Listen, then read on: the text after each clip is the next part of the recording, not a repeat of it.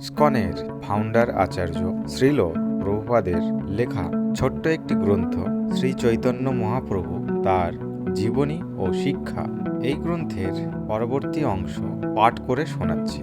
বিষয়: মহাপ্রভুর শ্রী জগন্নাথ পুরী যাত্রা। শ্রী চৈতন্য মহাপ্রভু জগন্নাথপুরী যাওয়ার পথে অনেক গুরুত্বপূর্ণ স্থান দর্শন করেছিলেন। তিনি রেমুনার গোপীনাথজির, যিনি তার ভক্ত মাধবেন্দ্র পুরীর জন্যে ক্ষীর চুরি করেছিলেন, মন্দির দর্শন করলেন। তারপর থেকে গোপীনাথজির শ্রী বিগ্রহের নাম হয়েছিল ক্ষীরচোরা গোপীনাথ।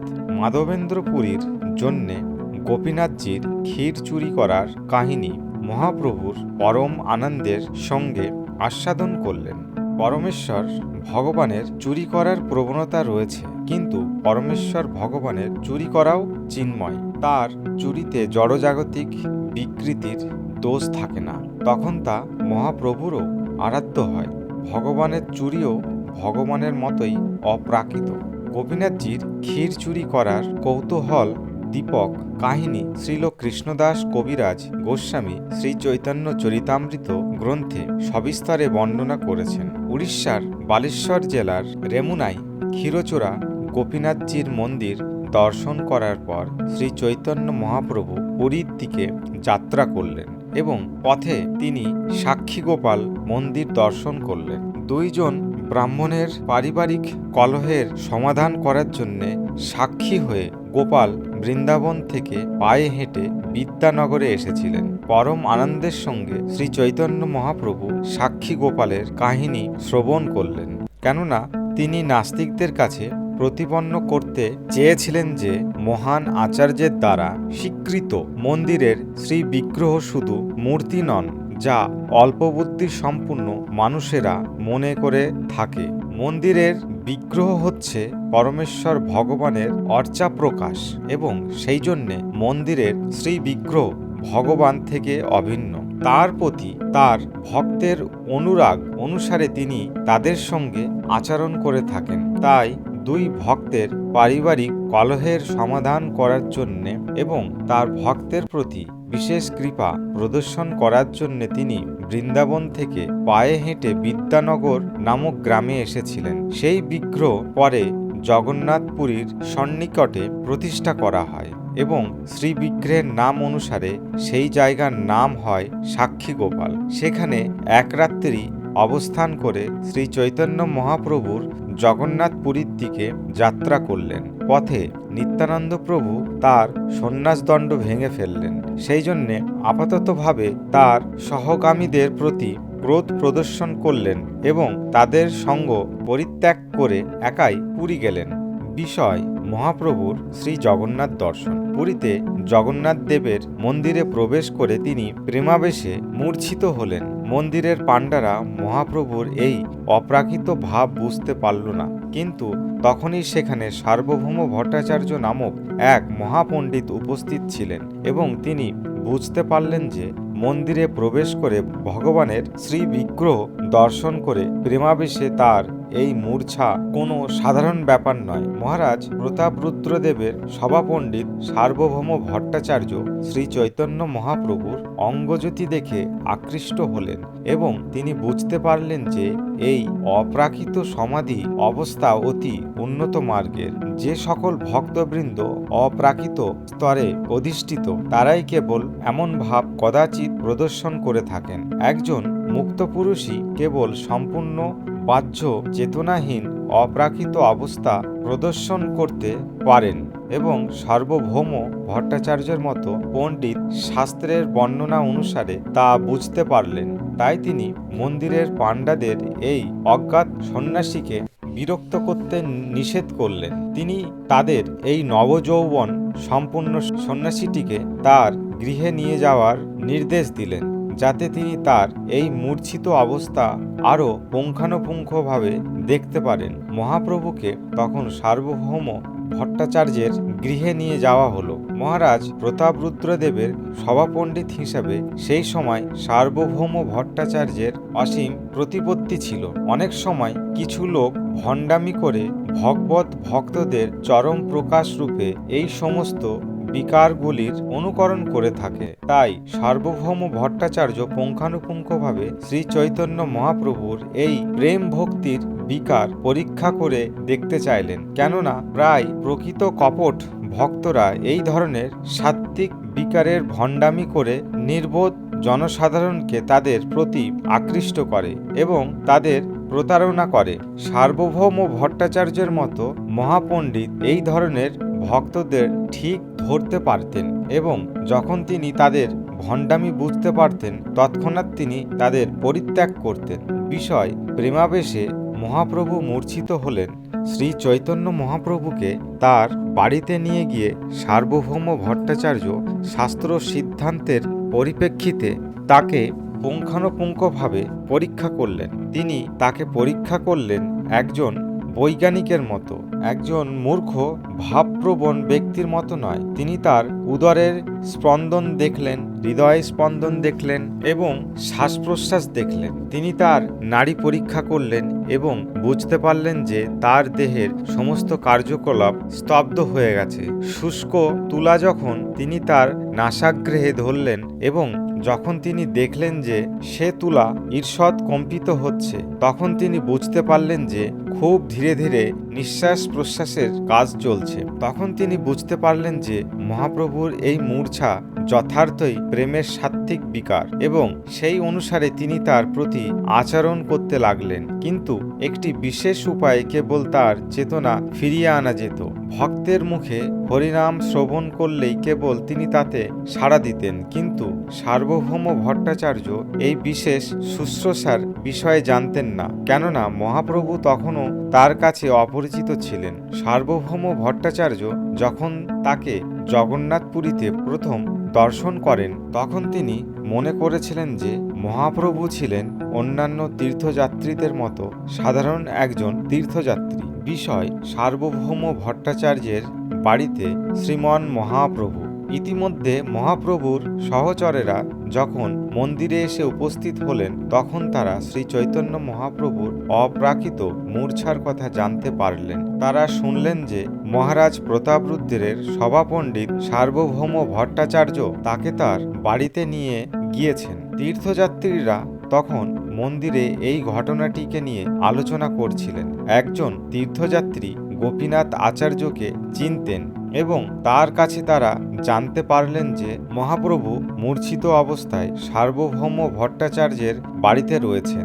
এই সার্বভৌম ভট্টাচার্য ছিলেন গোপীনাথ আচার্যের ভগ্নিপতি। গোপীনাথ আচার্য সকলকে নিয়ে সার্বভৌম ভট্টাচার্যের বাড়িতে গেলেন।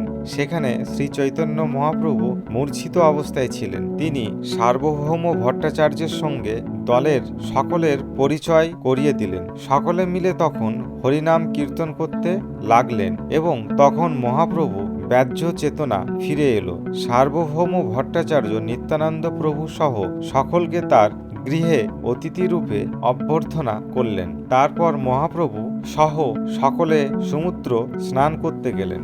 ইতিমধ্যে সার্বভৌম ভট্টাচার্য কাশী মিশ্রের গৃহে তাদের থাকবার এবং প্রসাদ গ্রহণ করার ব্যবস্থা করলেন। তার শ্যালক গোপীনাথ আচার্য তাকে সাহায্য করলেন। মহাপ্রভু যে পরমেশ্বর ভগবান সে সম্বন্ধে শ্যালক ও ভগ্নিপতির মধ্যে অনেক আলোচনা হলো। গোপীনাথ আচার্য, যিনি মহাপ্রভুকে আগের থেকেই জানতেন, তিনি বোঝাতে চেষ্টা করলেন যে শ্রী চৈতন্য মহাপ্রভু হচ্ছেন স্বয়ং ভগবান, আর সার্বভৌম ভট্টাচার্য বোঝাতে চাইলেন যে তিনি একজন মহান ভক্ত। এইভাবে শাস্ত্র প্রমাণের যুক্তি তারা তর্ক করতে লাগলেন। জনসাধারণের মতামতের ভিত্তিতে নয়, ভগবানের অবতার চেনা যায় শাস্ত্রের প্রমাণের মাধ্যমে, কতগুলি মূর্খের স্বীকৃতির মাধ্যমে নয়। যেহেতু শ্রী চৈতন্য মহাপ্রভু ছিলেন পরমেশ্বর ভগবানের অবতার, তাই অনেক মূর্খ লোকেও আজকাল যাকে তাকে ভগবান বলে প্রচার করছে। তাদের কোনো শাস্ত্রজ্ঞান নাই, কেবল অন্ধ আবেগের বশবর্তী হয়ে এইভাবে কতগুলি পাষণ্ডীকে ভগবানের অবতার বলে প্রচার করছে। কিন্তু সার্বভৌম ভট্টাচার্য এই ধরনের ভাবপ্রবণতার দ্বারা প্রভাবিত ছিলেন না। পক্ষান্তরে উভয়ে মহাপ্রভুর ভগবত্তা প্রমাণ ও প্রত্যাখ্যান করেছিলেন শাস্ত্রের ভিত্তিতে। বিষয় সার্বভৌম ভট্টাচার্য মহাপ্রভুকে বেদান্ত শিক্ষা দিলেন। ইতিমধ্যে প্রকাশিত হয়ে পড়ল যে শ্রী চৈতন্য মহাপ্রভুর মাতামহ শ্রী নীলাম্বর চক্রবর্তী ছিলেন সার্বভৌমের পিতার সহপাঠী। সেই সূত্রে এই নবীন সন্ন্যাসীর প্রতি সার্বভৌম ভট্টাচার্য পিতৃবৎ বাৎসল্য অনুভব করলেন। সার্বভৌম ভট্টাচার্য ছিলেন শঙ্কর সম্প্রদায়ভুক্ত এবং তার অনেক অনুগামী ছিলেন। তাই তিনি চাইলেন এই নবীন সন্ন্যাসী যেন তার কাছে বেদান্ত দর্শন সম্বন্ধে শিক্ষা লাভ করে। শঙ্কর সম্প্রদায়ের অনুগামীদের সাধারণত বৈদান্তিক বলা হয়, কিন্তু তার অর্থ এই নয় যে বেদান্ত অধ্যয়নের অধিকার একমাত্র শঙ্কর সম্প্রদায়ের রয়েছে। প্রতিটি সম্প্রদায় বেদান্ত অধ্যয়ন করে, কিন্তু তাদের বেদান্ত সম্পর্কে নিজস্ব ভাষ্য রয়েছে। তবে শঙ্কর সম্প্রদায় বেদান্তের বৈষ্ণব ভাষ্য সম্পর্কে অজ্ঞ। মহাপ্রভু ভট্টাচার্যের কাছে বেদান্ত শিক্ষা লাভ করতে সম্মত হলেন এবং তারা উভয়ে জগন্নাথ মন্দিরে গিয়ে বসলেন। ক্রমান্বয়ে 7 দিন ধরে সার্বভৌম ভট্টাচার্য বেদান্ত দর্শন সম্বন্ধে বলে যেতে লাগলেন এবং শ্রী চৈতন্য মহাপ্রভু গভীর মনোযোগের সঙ্গে তা শুনতে লাগলেন এবং তিনি তাকে কোনো রকম বাধা দিলেন না। শ্রী চৈতন্য মহাপ্রভুর এই নীরবতার ফলে সার্বভৌম ভট্টাচার্যের মনে কিছু সন্দেহের উদয় হলো এবং তিনি জিজ্ঞাসা করলেন কেন তিনি কোনো প্রশ্ন করছেন না অথবা মন্তব্য করছেন না। বিষয়: মহাপ্রভুর বেদান্ত সূত্র ব্যাখ্যা। শ্রী চৈতন্য মহাপ্রভু ভট্টাচার্যের সামনে একজন মূর্খ শিশুর মতো অভিনয় করতে লাগলেন, যেন সার্বভৌম ভট্টাচার্য যেহেতু তাকে বলেছেন যে সন্ন্যাসীর কর্তব্য হচ্ছে বেদান্ত অধ্যয়ন করা, সেই জন্যে তিনি তার কাছে বেদান্ত পাঠ শুনলেন। কিন্তু মহাপ্রভু তার ভাষ্য মেনে নিতে পারলেন না। এইভাবে শ্রী চৈতন্য মহাপ্রভু দেখিয়ে দিলেন যে শঙ্কর সম্প্রদায় এবং অন্যান্য সম্প্রদায়ের তথাকথিত বেদান্তিকেরা শ্রীল ব্যাসদেবের নির্দেশ অনুসরণ করছেন না, তারা কেবল যান্ত্রিকভাবে বেদান্ত পাঠ করছে। এই মহান জ্ঞান ভাণ্ডার সম্বন্ধে তাদের কোনো ধারণা নেই। বেদান্ত সূত্রের ব্যাখ্যা তার প্রণেতা স্বয়ং ব্যাসদেবই দিয়ে গেছেন এবং তা হচ্ছে শ্রীমদ্ ভগবৎ সম্বন্ধে যার কোনো জ্ঞান নেই সে কখনোই বেদান্তের তত্ত্ব অনুভব করতে পারেন না। মহাপণ্ডিত সার্বভৌম ভট্টাচার্য তথাকথিত সমস্ত বৈদান্তিকদের প্রতি শ্রী চৈতন্য মহাপ্রভুর এই তির্যক মন্তব্য হৃদয়ঙ্গম করতে পারলেন। তাই তিনি তাকে জিজ্ঞাসা করলেন যে বিষয়গুলি সম্বন্ধে তিনি বুঝতে পারেন সেগুলি সম্বন্ধে তিনি কেন কোনো প্রশ্ন উত্থাপন করেননি। মহাপ্রভুর নীরবতার কারণ ভট্টাচার্য বুঝতে পারলেন। এর থেকে বোঝা যায় যে শ্রী চৈতন্য মহাপ্রভুর মনে অন্য কোনো পরিকল্পনা ছিল। তাই ভট্টাচার্য তাকে অনুরোধ করলেন তার মনের কথা খুলে বলতে। বিষয়: তথাকথিত বৈদান্তিকদের মনগড়া বেদান্ত সূত্র ব্যাখ্যাকে মহাপ্রভু বর্জন করলেন। তখন মহাপ্রভু বললেন, জন্মদস্য ইয়তঃ শাস্ত্রজনিত এবং অথাত ব্রহ্ম জিজ্ঞাসা। বেদান্তের এই সূত্রগুলি আমি বুঝতে পারি, কিন্তু সে সম্বন্ধে আপনার ব্যাখ্যা আমি বুঝতে পারিনি। সূত্রের অর্থ প্রকাশ করে ভাষ্য, কিন্তু আপনি যে ভাষ্য করেছেন তাতে সূত্রের অর্থ আচ্ছাদিত হয়ে পড়েছে। আপনি সূত্রের মুখ্য অর্থ ব্যাখ্যা করেননি, আপনার মন গড়া ব্যাখ্যা দিয়ে তা আপনি আচ্ছাদিত করেছেন। এইভাবে শ্রী চৈতন্য মহাপ্রভু সমস্ত বেদান্তিকদের যারা বেদান্তের মন গড়া ব্যাখ্যা করে তার তিরস্কার করলেন। এইভাবে বেদান্ত সূত্রের সমস্ত মন গড়া ব্যাখ্যা শ্রী চৈতন্য মহাপ্রভু বর্জন করলেন। বিষয়: শ্রীল ব্যাসদেবের বেদান্ত সূত্র ব্যাখ্যা হচ্ছে অনুমোদিত। মহাপ্রভু বললেন, উপনিষদের যে মূর্খ অর্থ শ্রীল ব্যাসদেব তা বেদান্ত সূত্রে সংক্ষেপে বর্ণনা করেছেন। দুর্ভাগ্যবশত আপনি সেই মুখ্য অর্থ ছেড়ে গৌণ অর্থ কল্পনা করছেন। সমস্ত প্রমাণের মধ্যে শ্রুতির প্রমাণই হচ্ছে প্রমাণ। বৈদিক প্রমাণ সব রকমের সন্দেহের ঊর্ধ্বে এবং বেদে যা বলা হয়েছে তা যথাযথভাবে গ্রহণ করতে হবে। তা না হলে বেদের প্রামাণিকতা অস্বীকার করা হয়। শঙ্খ ও গোময় হচ্ছে জীবের অস্থি এবং বিষ্ঠা, কিন্তু বেদে যেহেতু তাদের মহাপবিত্র বলে স্বীকার করা হয়েছে, তাই মানুষ তাদের পরম পবিত্র বলে স্বীকার করে নিয়েছে। এর থেকে বোঝা যায় যে আমাদের সীমিত ইন্দ্রিয় এবং সীমিত বুদ্ধি দিয়ে আমরা বৈদিক প্রমাণের বিচার করতে পারি না। বৈদিক প্রমাণ সব রকমের জাগতিক বিচারের ঊর্ধ্বে, তাই বেদের নির্দেশ আমাদের অবিকৃতভাবে স্বীকার করে নিতে হবে। বেদের তথাকথিত অনুগামীরা তাদের মন গড়া বেদের অর্থ করে এবং এইভাবে তারা বৈদিক ধর্মের ভিন্ন ভিন্ন মতবাদ এবং ভিন্ন ভিন্ন গোষ্ঠীর সৃষ্টি করে। বুদ্ধদেব সরাসরিভাবে বেদকে অস্বীকার করেছিলেন এবং তিনি তার ধর্মমত প্রতিষ্ঠিত করেছিলেন এবং কেবলমাত্রই সেই কারণে বেদের অনুগামীরা সেই ধর্মকে অস্বীকার করে না। কিন্তু বেদের তথাকথিত সমস্ত অনুগামীরা বৌদ্ধ ধর্মের থেকে অধিক ক্ষতিকর। বেদকে সরাসরিভাবে অস্বীকার করার সাহস বৌদ্ধদেবের রয়েছে, কিন্তু বেদের তথাকথিত অনুগামীদের বেদকে অস্বীকার করার সাহস নেই, যদিও পরোক্ষভাবে তারা বেদের সমস্ত নির্দেশ অমান্য করে। শ্রী চৈতন্য মহাপ্রভু তার নিন্দা করেছেন।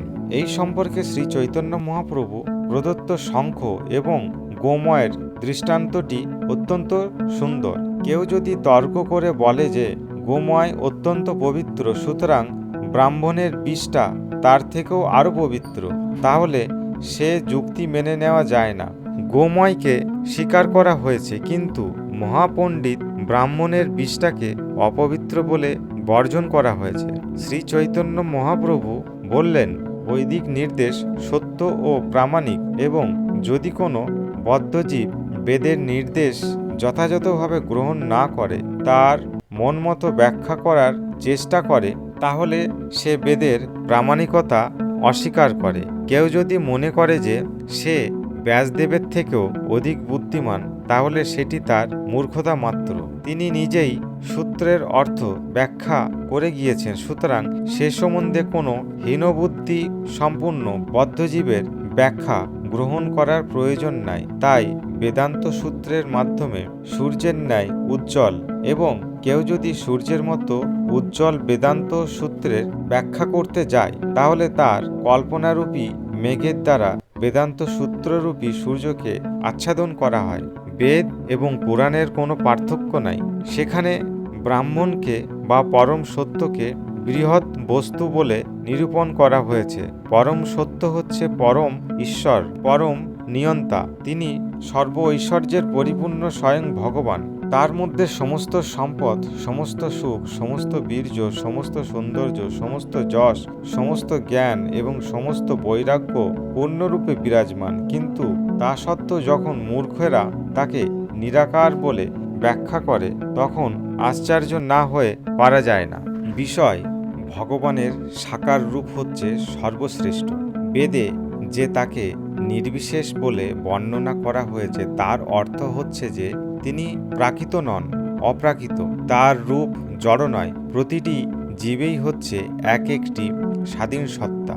তারা হচ্ছে পূর্ণ সত্তা, পরমেশ্বর ভগবানের বিভিন্ন অংশ। বিভিন্ন অংশগুলি যদি এক একটি স্বাধীন স্বতন্ত্র সত্তা হয়, তাহলে তাদের পরম উৎস কখনই নির্বিশেষ হতে পারে না। সমস্ত আপেক্ষিক ব্যক্তিদের মধ্যে তিনি হচ্ছেন পরম ব্যক্তিত্ব। বেদে নির্দেশ দেওয়া হয়েছে যে তার থেকে, অর্থাৎ ব্রহ্মা থেকে সবকিছু প্রকাশিত হয়েছে এবং তাকে আশ্রয় করে সবকিছুই অস্তিত্ব রয়েছে এবং প্রলয়ের পর সবকিছুই তার মধ্যে লীন হয়ে যায়। তাই তিনি হচ্ছেন করণ, অধিকরণ এবং সর্বকারণের পরম কারণ। এই কারণগুলি কোনো নির্বিশেষ বস্তুতে আরোপ করা যায় না। বেদে বলা হয়েছে এক বহুসাম্য, তিনি বহুরূপে প্রকাশিত হয়েছেন এবং যখন তিনি বাসনা করেন, তখন তিনি জড়া প্রকৃতির প্রতি ঈক্ষণ করেন। জড়া প্রকৃতির প্রতি তার দৃষ্টিপাত, পূর্বে জড়জগতের অস্তিত্ব ছিল না, তাই তার দৃষ্টিপাত জড় নয়।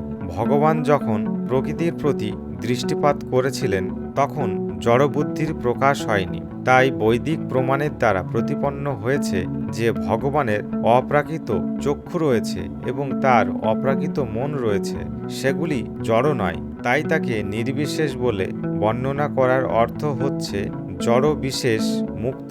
তাতে তার অপ্রাকৃত সবিশেষ সত্য অস্বীকার করা হচ্ছে না। ব্রহ্ম বলতে পরমেশ্বর ভগবানকে বোঝানো হয়েছে।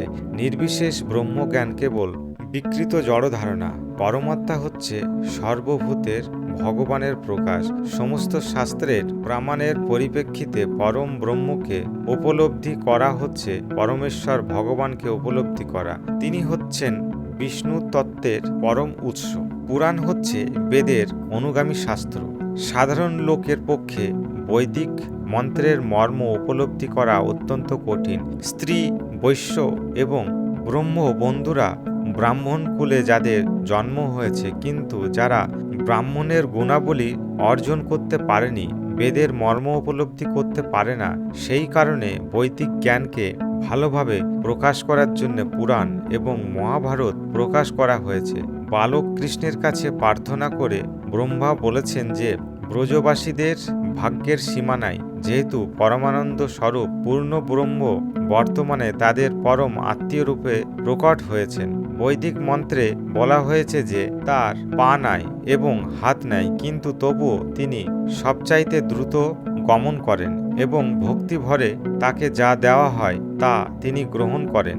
এর থেকে স্পষ্টভাবে বোঝা যায় যে তার বিভিন্ন অঙ্গ সমন্বিত রূপ রয়েছে, কিন্তু তার সেই অঙ্গগুলি প্রাকৃত বা জড় নয়।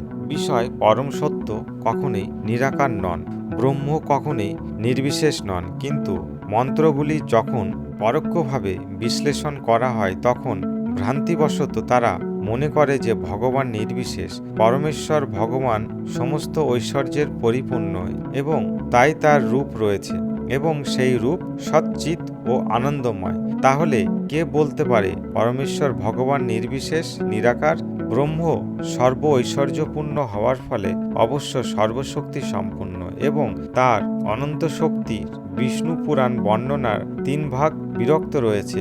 বিষ্ণু পুরাণের 6ষ্ঠ খণ্ডের 7ম অধ্যায়ের 60 নম্বর শ্লোকে সেখানে বলা হয়েছে, বিষ্ণু শক্তি পরা প্রোক্তা ক্ষেত্রজ্ঞা তথা পরা অবিদ্যা কর্ম সংজ্ঞান্য তৃতীয়া শক্তি রিয়ার।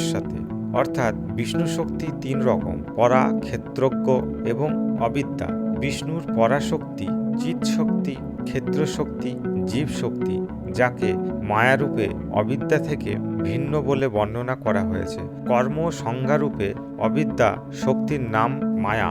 জীব শক্তিকে বলা হয় ক্ষেত্রজ্ঞ শক্তি। ক্ষেত্রজ্ঞ শক্তি গুণগতভাবে ভগবানের সমান হলেও মায়া শক্তির দ্বারা প্রভাবিত হয়ে পড়ে এবং তার ফলে সে নানা রকমভাবে জড়জাগতিক দুঃখ ভোগ করে। পক্ষান্তরে বলা যায় যে জীব শক্তি হচ্ছে পরা চেতন এবং অপরা জড়া শক্তির মধ্যবর্তী ততস্থতা শক্তি, এবং যে পরিমাণে জীব পরা ও অপরা শক্তিতে যুক্ত থাকে সেই অনুসারে সে উচ্চ বা নিম্ন জীবন লাভ করে।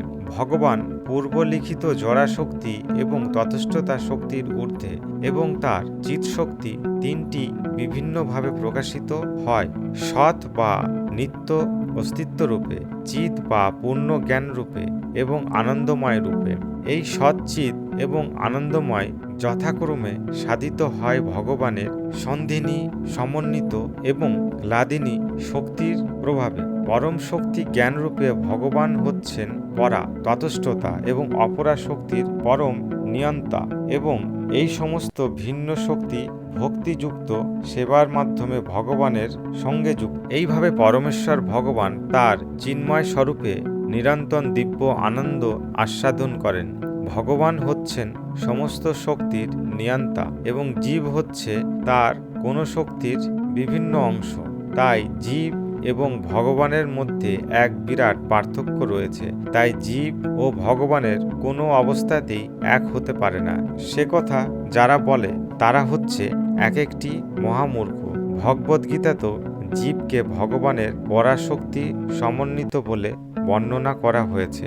শক্তি এবং শক্তিমান পরস্পরের সঙ্গে অঙ্গাঙ্গিভাবে জড়িত, তাই তারা এক সূত্রে অভিন্ন।